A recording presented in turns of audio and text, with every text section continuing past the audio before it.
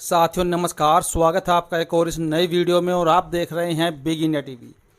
हरियाणा में विधानसभा का चुनाव बेहद करीब है। हरियाणा में विधानसभा चुनाव की 90 सीटें हैं और 90 सीटों पर बहुजन समाज पार्टी व इनेलो ने जबरदस्त गठबंधन किया हुआ है। ये बात आप भली भांति जानते हैं, लेकिन जो खबर वर्तमान में हरियाणा से आ रही है, वर्तमान में जो बड़ी खबर हरियाणा की है, बहुजन समाज पार्टी व इनेलो का लगातार दबदबा बढ़ता जा रहा है। और अभी एक बहुत बड़ा झटका बहुजन समाज पार्टी ने जजपा यानी कि जन नायक जनता पार्टी, जो दुष्यंत चौटाला की पार्टी है, उनके एक वर्तमान के प्रत्याशी उसको छोड़कर बहुजन समाज पार्टी में अपने सैकड़ों समर्थकों के साथ आ चुके हैं, बसपा में शामिल हो चुके हैं। और इससे पहले मैं आपको बताने वाला हूं, उत्तर प्रदेश में एक बहुत अच्छी खबर बहुजन समाज पार्टी के लिए। एक मुस्लिम दिग्गज नेता बहुजन समाज पार्टी के, जिनको 2024 के लोकसभा चुनाव के दौरान पार्टी विरोधी गतिविधियों का आरोप लगाकर पार्टी से बाहर निकाल दिया गया था, लेकिन आज बहुजन समाज पार्टी की सुप्रीमो बहन कुमारी मायावती जी ने उनको बड़ी जिम्मेदारी दे दी है। आखिर कौन है वो दिग्गज, कहां के रहने वाले हैं और पार्टी में उनको क्या कुछ जिम्मेदारी दी गई है, पहले आप इसको जान लीजिए। लोकसभा चुनाव में निष्कासित जुनैद खान मुस्लिमों को जोड़ेंगे।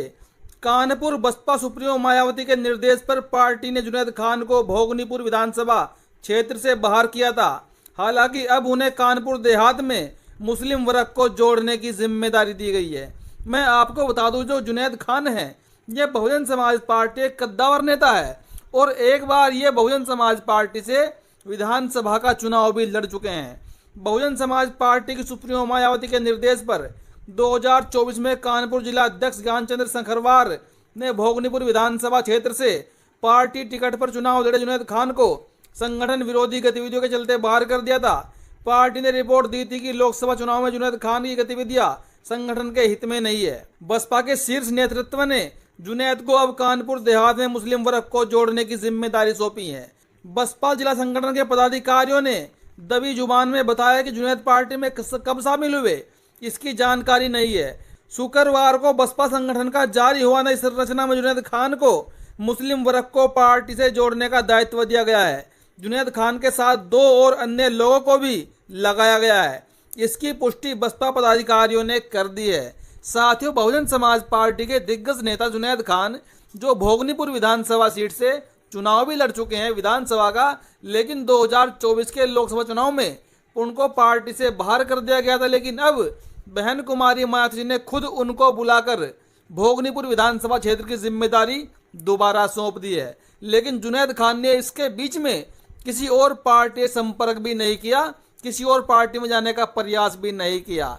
ये वर्तमान की सबसे बड़ी खबर है। और एक तरफ साथियों, हरियाणा में जो विधानसभा का चुनाव जारी है, कल साथियों 15-16 तारीख से बड़ा हंगामा हरियाणा में आपको देखने को मिलने वाला है। जो हरियाणा का विधानसभा चुनाव है, वो बड़ा ही साथियों रोमांचक हो चुका है। वहां पर मामला त्रिकोणीय हो चुका है। गोदी मीडिया आपको मामला 2 कोणीय दिखाएगा, भाजपा और कांग्रेस। लेकिन बसपा व इनेलो वाला गठबंधन, एचएलबी वाला गठबंधन, दोनों पार्टियों को कड़ी टक्कर दे रहा है। और खबर निकल कर आना शुरू हो गई कि किसी भी एक पार्टी को वहां पर बहुमत नहीं मिलने वाला है। और अगर बहुजन समाज पार्टी इनेलो की बात करें, तो कम से कम साथियों, जो खबर अभी निकल कर आई है, कम से कम 15 से 20 सीट ये गठबंधन बड़े आराम से सीट जीतने जा रहा है। ये अभी खबर निकल कर आई है हरियाणा से। लेकिन जो बड़ा झटका बहुजन समाज पार्टी ने जेजेपी को दिया परथला की विधानसभा सीट पर, आपको बताए परथला की विधानसभा सीट पर बहुजन समाज पार्टी ने सुरेंद्र वशिष्ठ, जो कि ब्राह्मण चेहरा है, इनको मैदान में उतारा है। परथला की विधानसभा सीट एक बार पहले भी बहुजन समाज पार्टी जीत चुकी है। लेकिन इसी सीट पर खबर है कि जेजेपी के दिग्गज नेता अरविंद भारद्वाज इस सीट से चुनाव लड़ने की तैयारी कर रहे थे। लेकिन एंड टाइम पर जेजेपी ने अरविंद भारद्वाज का टिकट काटकर किसी और को वहां का प्रत्याशी बना दिया। और इसी से नाराज होकर अरविंद भारद्वाज ने अपने सैकड़ों समर्थकों के साथ बहुजन समाज पार्टी ज्वाइन कर ली और परथला की विधानसभा सीट पर सुरेंद्र वशिष्ठ को अपना समर्थन दे दिया। यानी कि परथला की सीट पर अब बहुजन समाज पार्टी और भी मजबूत हो चुकी है। और अब मैं आपको बताने वाला हूं आखिरकार जो हरियाणा का रिजल्ट है वो क्या कुछ रहने वाला है। वैसे हरियाणा में कांग्रेस अपने आप को सबसे बड़ी पार्टी बनाने का वर्तमान में दावा कर रही है। ये बात सही भी है कि सबसे ज़्यादा सीटें अगर किसी की आएंगी तो वो कांग्रेस की ही आएंगी और बीजेपी दूसरे नंबर पर रहने वाली है सीटों के मामले में। लेकिन वहीं पर बसपा व इनेलो वाला गठबंधन कड़ी टक्कर देते हुए तीसरे नंबर पर रहने वाला है। लेकिन जो सरकार बनने वाली है हरियाणा में गठबंधन की बनने वाली है और बसपा व इनेलो वाला गठबंधन किसी के भी समर्थन से सरकार बनाएगा। इस बात को आप लिख कर रख लीजिए। अगर यहाँ पर कांग्रेस की बात करूँ तो कांग्रेस यहाँ पर बड़े आराम से 30+ सीटें यानी कि 30 से 35 सीटें कांग्रेस हरियाणा में निकालकर बड़े आराम से इस बार आ रही है जो खबर है। अगर यहाँ पर बीजेपी की बात करूँ तो यहाँ पर बीजेपी 30 से 28 से 30 सीटें बड़े आराम से हरियाणा में निकाल कर आ रही है।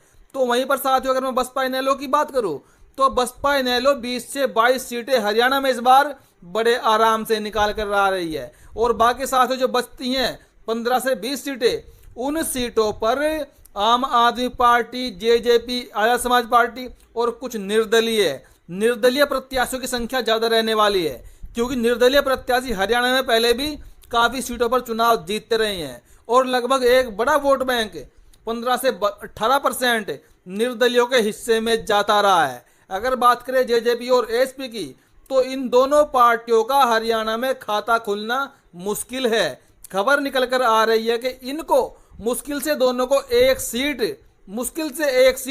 मिल सकती है। इस बार बहुत बुरा हाल जेजेपी पार्टी का होने वाला है क्योंकि जेजेपी ने 2019 में हरियाणा के जाट किसान का विश्वास तोड़ा है और बीजेपी के साथ न जाने का वादा कर 10 सीटें चुनाव में जीतकर बीजेपी के साथ गए, 4.5 साल मलाई खाई, फिर बीजेपी से गठबंधन तोड़ा। अब आकर कह रहे हैं कि हम बीजेपी के साथ मरते दम तक नहीं जाएंगे। लेकिन इस बार इनसे तमाम वोटर रूठ गया है और इनका आपको जिक्र भी कहीं पर सुनने को नहीं मिलेगा। लेकिन बहुजन समाज पार्टी की मुखिया बहन कुमारी मायावती जी आने वाले कुछ ही दिनों में हरियाणा में 4 से 5 बड़ी बड़ी रैलियां करने वाली है। शेड्यूल भी जारी हो चुका है और बहुजन समाज पार्टी की रैली आप इस बार देख लीजिएगा। जब इनेलो का गठबंधन साथ में है तो पावर डबल हो चुकी है और एक तरफ हरियाणा में आकाश आनंद भी रैलियां करने जा रही हैं अभय सिंह चौटाला जी के साथ में। और एक बात तो आपको पता ही होगी कि हरियाणा में एक तीसरी पार्टी भी इस गठबंधन में शामिल हुई थी 2 दिन पहले, गोपाल कांडा की party HLP Haryana Lokhit party को इस गठबंधन ने मात्र 1 सीट दी है, वो भी सिरसा की विधानसभा सीट। लेकिन गोपाल कांडा का कहना है कि हम बाकी सभी सीटों पर बसपा को इनेलो को समर्थन करेंगे, वोट दिलवाएंगे। ये सबसे बड़ी बात है। तो साथियों अभी के लिए इतना ही। आपको क्या लगता है अपनी प्रतिक्रिया जरूर दें। क्या हरियाणा में इस बार बसपा इनेलो 20 सीट जीत पाएगी? अपनी प्रतिक्रिया जरूर दें।